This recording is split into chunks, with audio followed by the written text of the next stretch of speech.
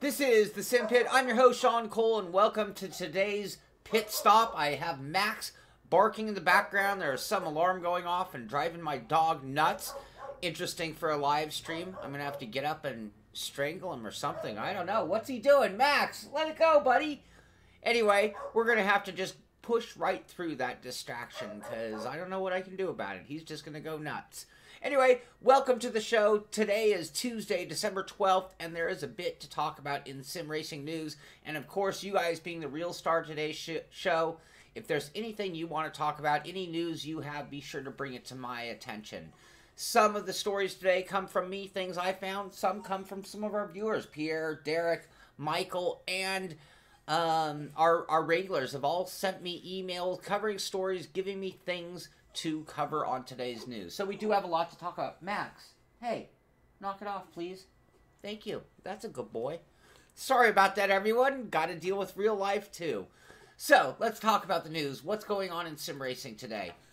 Yesterday, we talked about the Halo driver suits and how you could obtain them. And today, they actually announced they're calling them the Bounties. So you're going to have to go win the bounty, and you're going to have to challenge. And so what they've done is set something up. And this is a cool conversation, or competition, I should say. Just, you know, adding some fun to Forza 7. But Phil Spencer is an Xbox employee, goes by the gamertag P3. You're going to have, it begins today, which was yesterday.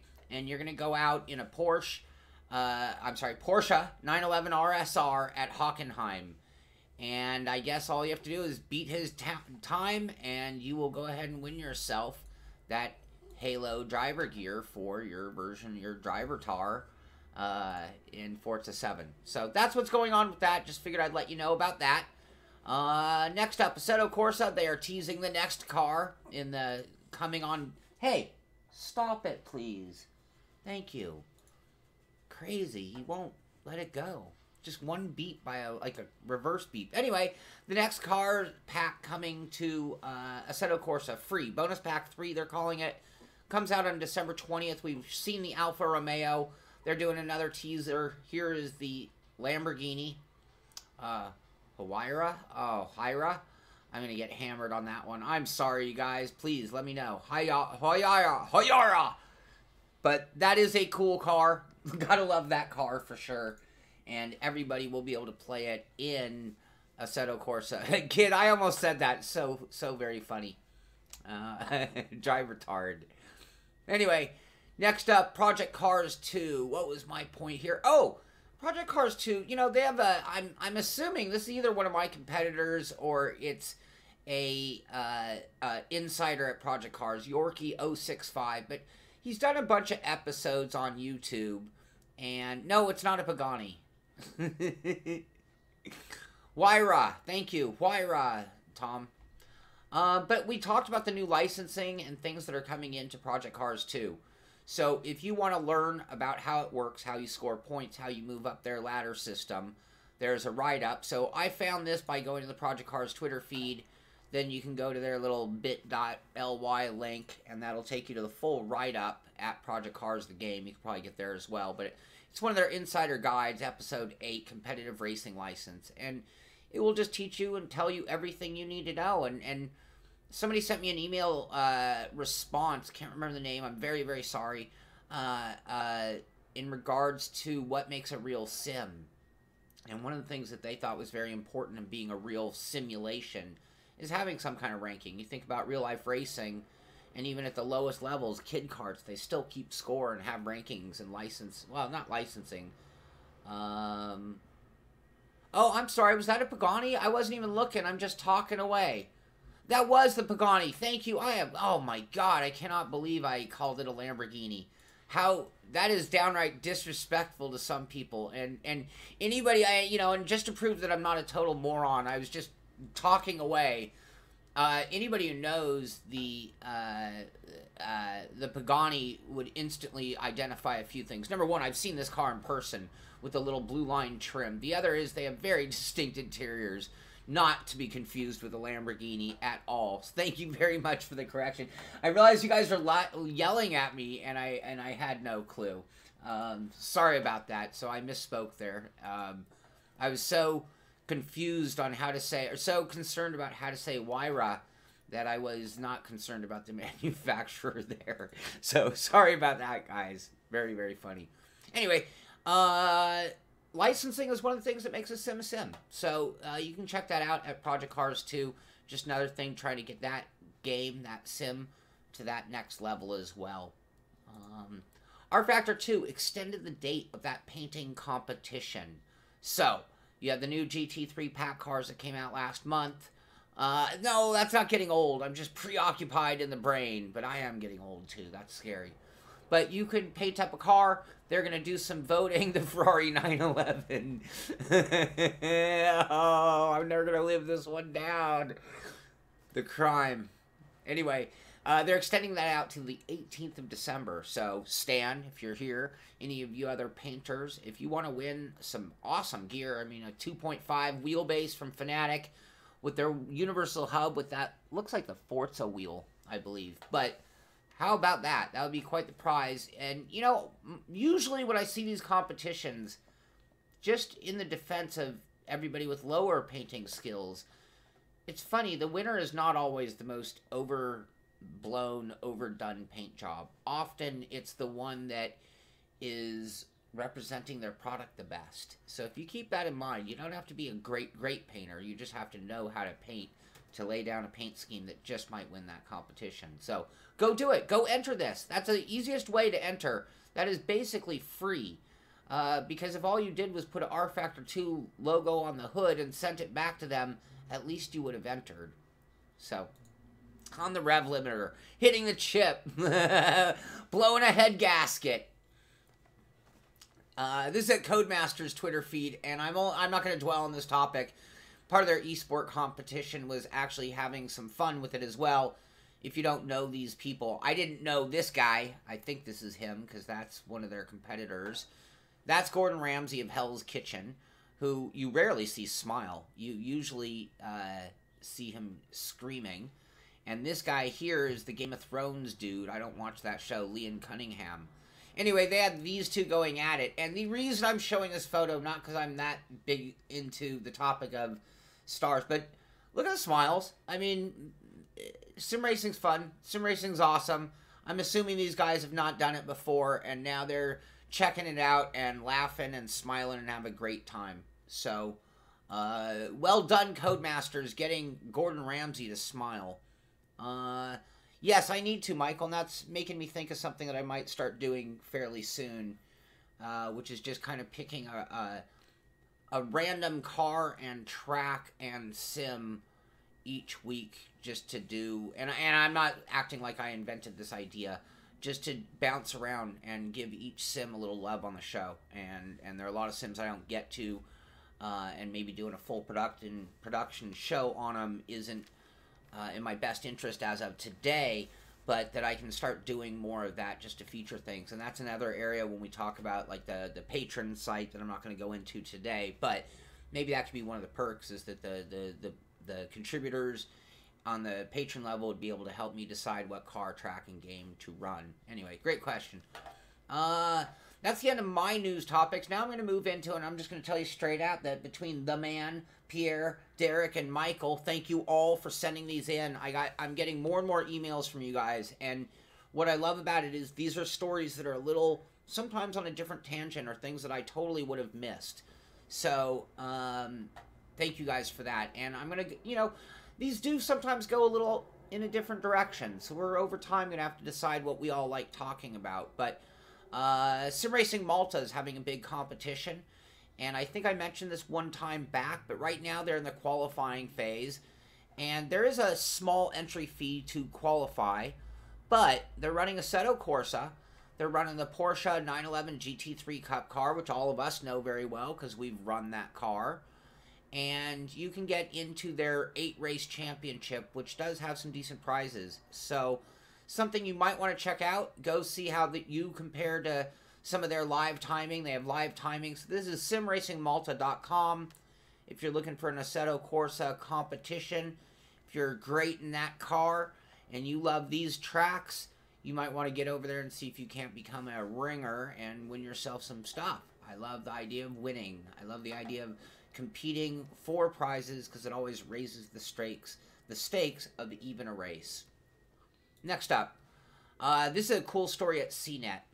This story here is a tour of one of their riders, a tour of the Blizzard Arena. We've talked about eSport. We've talked about Vegas attracting it.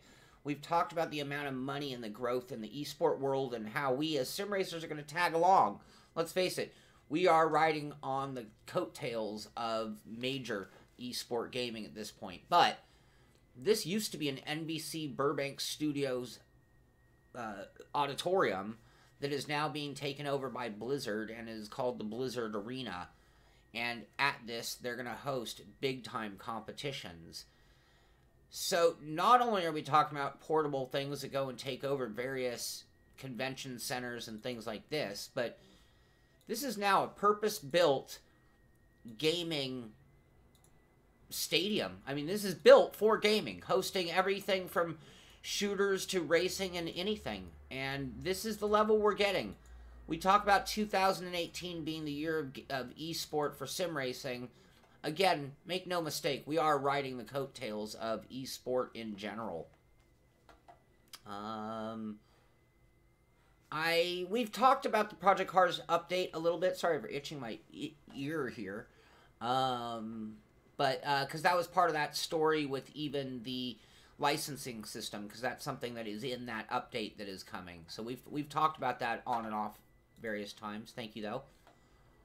Anyway, very cool story at CNET. You can check it out and just think where we could be in the not-too-distant future. This could be us at one of those... Whoops, we lost the story there. This could be us at one of these events, and that would be very cool. Very, very cool. Anyway, moving on. This is a whole article, and I'm not going to go into great detail. I just want you guys to know about the talk and what's going on, and this was sent to me, and I thought it was great, and if you want to check it out, it's eSport Insider. But this is a whole write-up talking about the whole eSports finale that went on at the Formula 1 event, and the amount of views that it got through all the different various broadcasts that were done that were actually very competitive with even Formula 1 numbers. So Formula 1, as we talk about their potential leap into the esport world, they firsthand got to see what is going on with the results and the enthusiasm and the viewership that comes with esports. So there you go. Catching up with some of you guys' Barry, I'm not sure quite what you mean by that comment. Mitchie is on his own schedule. I know he was on a marathon, but he had a bunch of time.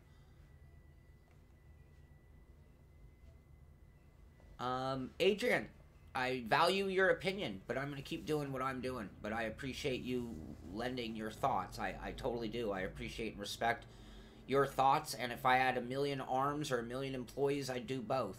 I am working on a TGT review, so there are edited, planned, as you say, shows still in the works. And finding the equilibrium of doing both is what I really want and do. And not everybody wants to dig through forums. I can't stand it myself. So, okay. Anyway, we're caught up with you guys. Just want to make sure I'm staying up with what you guys want to talk about as well. Another article here. This is great at PC Gamer, talking about esports being worth. Esports, and we're not talking gaming. Esports being worth $1.5 billion in 2017. So when we talk about riding the coattails, you know, if we're, you know, even 10% of that 1.5 billion, we're talking about a ton of money. Not that I think that we're quite at 10% of the esport world just yet, but I think we're going to get there. So, and it also, in this article, again, this is at PC Gamer, great article. It also shows the potential growth curve, where by 2022, we could be at $2.3 billion in esports as a conglomerate, you know, adding up its total value. Not the prize money, but the amount of money in that industry if you were to separate that off from gaming in general. Next up, this is an article. This is cool, and the only reason I'm bringing this up is, and I'll show you at the end, but Chase Briscoe was the NASCAR camping truck most popular driver, and he also runs a dirt team. So running like the 410s and the midgets and all the dirt racing stuff. And he's talking about expanding his team. And one of the drivers that he's going to expand to is Logan Seavey. I don't know his name. And the reason I'm bringing this up is for one line in this entire article. But Logan's just a good kid. I've probably known him for about 4 or 5 years now, from racing online with him in the R Factor and iRacing simulation services, said Briscoe. It's crazy how much now the sim world translates over to real life. So that's why I wanted to bring this to your attention, and thank you for sending that in, you guys.